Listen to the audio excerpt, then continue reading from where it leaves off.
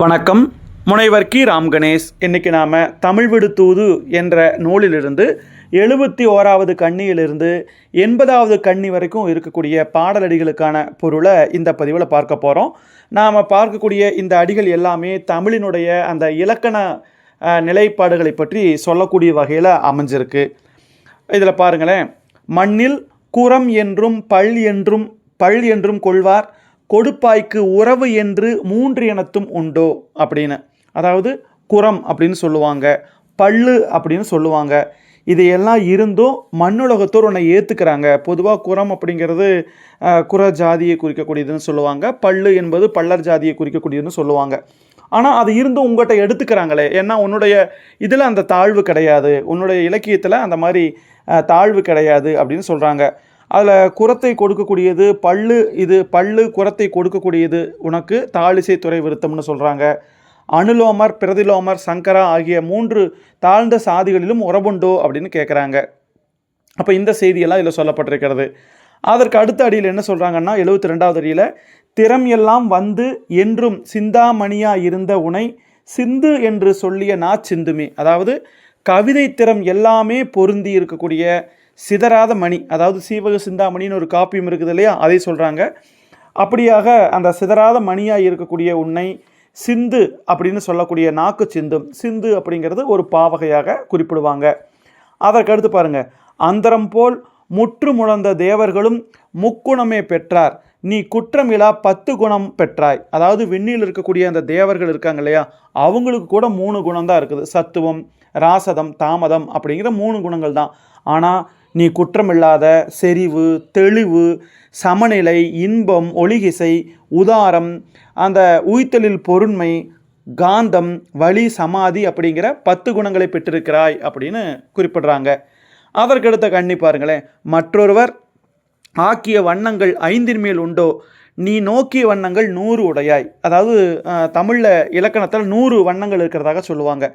மனிதரால் ஆக்கப்பட்ட வண்ணங்கள் அப்படின்னு பார்த்தா வெண்மை, சிவப்பு, கருமை, பொன்மை, பசுமை, இந்த 5 தான். இதுக்கு மேலே கிடையாது.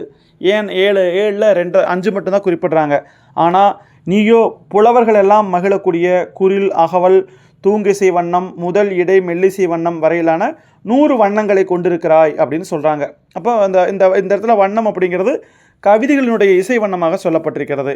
அடுத்து பாருங்கள், நாக்குளவும் ஊனரசம் 6 அல்லால் உண்டோ, செவிகள் உணவு ஆன நவரசம் உண்டாயினாய். அதாவது நாக்கின் மீது பொருந்தக்கூடிய சுவைகள்னு பார்த்தா அந்த 6 சுவைகள் தான்.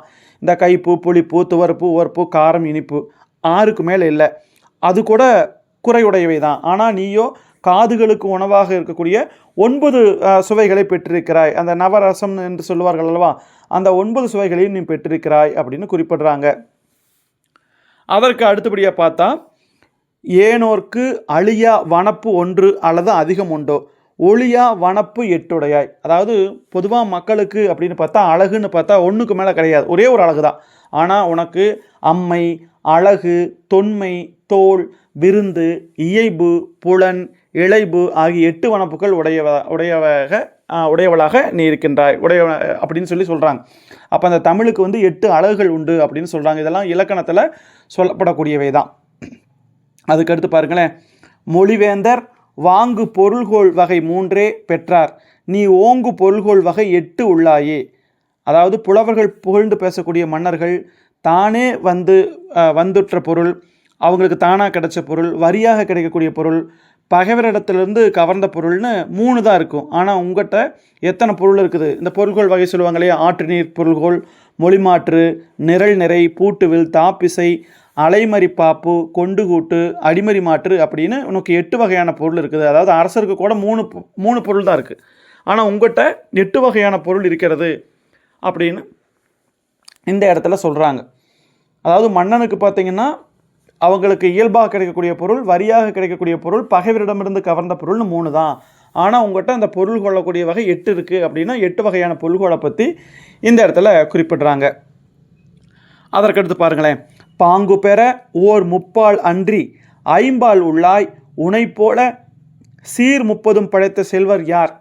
அதாவது பாங்குள்ள அறம், பொருள், இன்பம் அப்படிங்கிற 30 ஆண்பால், பெண்பால், பலர்பால், ஒன்றன்பால், பலவின்பால் எனும் 50 நீ கொண்டிருக்கிறாய்.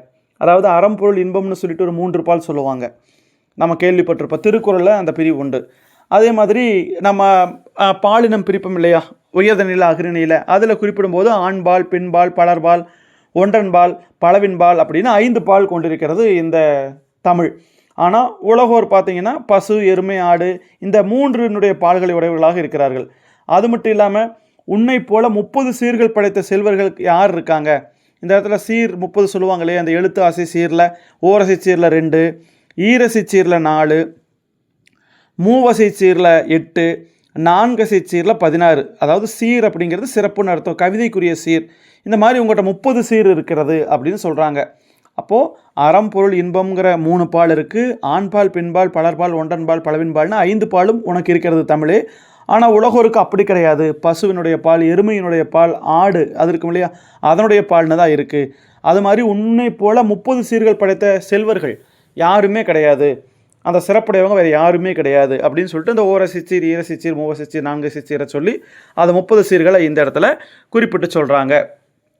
அதுக்கடுத்து பாருங்களேன், சேரமான் தன்னடி கண்டு தலை விடுத்தாய், ஏழ்தலை உன் பொன்னடிக்கு உண்டு என்பது என்ன புத்தியோ.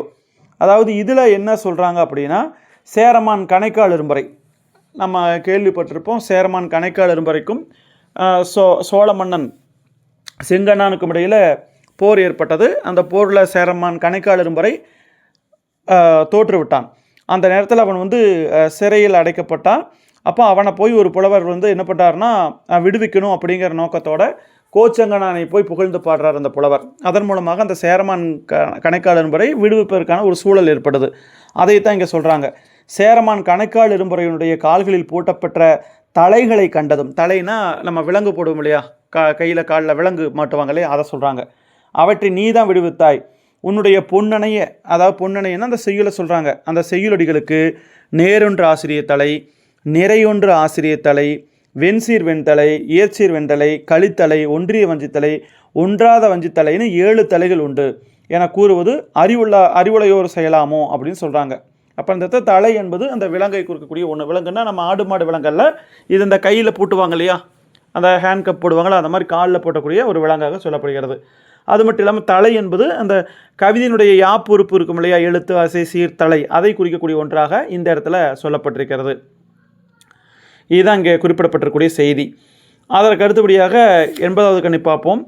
என் அரசே, தின் பாவலர்க்கு அறிவாம் செந்தமிழாய் நின்ற உன்னை வெண்பா என்று ஓதுவது மெய்தானோ.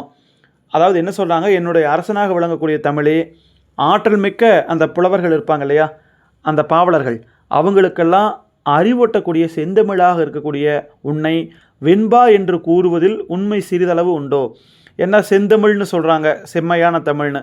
வெண்பா அப்படிங்கிறது ஒரு அதாவது இந்த இடத்துல வெண்மை அப்படிங்கிறது அறிவின்மை அப்படிங்கிற அந்த பொருளில் இந்த இடத்துல குறிப்பிட்றாங்க. மற்றபடி வெண்பா அப்படிங்கிற இலக்கணத்தை இங்கே குறிப்பிடலை. அதாவது அந்த ஒன்று மட்டும்தான் ஒன்று சொல்கிறாங்க, உனக்கு எத்தனை சிறப்புகள் இருக்கிறது அப்படின்னு சொல்லக்கூடிய வகையில் இந்த கன்னி அமைஞ்சிருக்கிறது. ஆக இப்போ பார்க்குறப்போ இந்த 10 கன்னிகள்லையுமே அந்த தமிழ் இலக்கணங்கள் அதிக அளவில் பேசப்பட்டிருக்கிறது. அதாவது தமிழில் அந்த அந்த வண்ணங்கள் இருக்கிறது, அந்த 100 வண்ணங்கள் இருக்கக்கூடிய செய்தி, அப்புறம் அந்த குரம் பல்லு அது இருக்கக்கூடிய செய்தி, சீவக சிந்தாமணி நூலை பற்றிய செய்தி குறிப்பிட்டிருக்கிறாங்க. அதுக்கப்புறம் தமிழுக்கு இருக்கக்கூடிய அந்த 10 வகையான குணங்கள், தமிழுக்கு இருக்கக்கூடிய நிறங்கள், தமிழுக்கு இருக்கக்கூடிய சுவைகள், தமிழுக்கு இருக்கக்கூடிய அழகுகள், தமிழுக்கு இருக்கக்கூடிய பொருள்கள், அப்புறம் தமிழுக்கு இருக்கக்கூடிய பால்கள். அப்போது இது மாதிரியான செய்திகளையும் என்ன பண்ணுறாங்கன்னா ஒன்றொன்றாக வரிசைப்படுத்திகிட்டே வர்றாங்க. இப்படியாக தமிழினுடைய சிறப்புகள் இந்த 71வது கன்னியிலிருந்து 80வது கன்னி வரைக்கும் சொல்லப்பட்டிருக்கிறது. இது நம்ம சொல்லியிருக்கக்கூடிய விளக்கம் மேலோட்டமான விளக்கம். இதை ஆழ்ந்து சொன்னோம் அப்படின்னா அது இன்னுமே விரிவடைஞ்சிட்டு போகும். ஒவ்வொரு கன்னிக்குமே நம்ம 1 மணி நேரம் கூட விளக்கம் சொல்ல முடியும். அந்தளவுக்கு செய்திகள் அடங்கியிருக்கு. நாம் எளிமை கருதி சுருக்கம் கருதி ரொம்பவுமே சுருக்கமாக இந்த பதிவில் நம்ம சொல்லிட்டு போயிருக்கோம். கொஞ்சம் நீங்கள் வாசித்து பார்த்தீங்கன்னா தான் முழுமையாக உங்களுக்கு விளங்கும். அதை மட்டும் நீங்கள் மனசில் பதிய வச்சுக்கோங்க. அப்போது இதில் என்னென்னலாம் சொல்லியிருக்காங்க அப்படிங்கிறத கொஞ்சம் ஒரு முறைக்கு இருமுறை நீங்கள் கேட்டு பாருங்கள். அதே மாதிரி நீங்கள் படித்து பாருங்கள். படித்து பார்க்குறப்போ உங்களுக்கு தெளிவாகவே புரியும். மிக்க நன்றி. மீண்டும் நாம் இன்னொரு பதிவில் சந்திக்கலாம். நன்றி. வேறு ஏதாவது சந்தேகங்கள் இருந்தால் நீங்கள் குறிப்பிடலாம். நன்றி.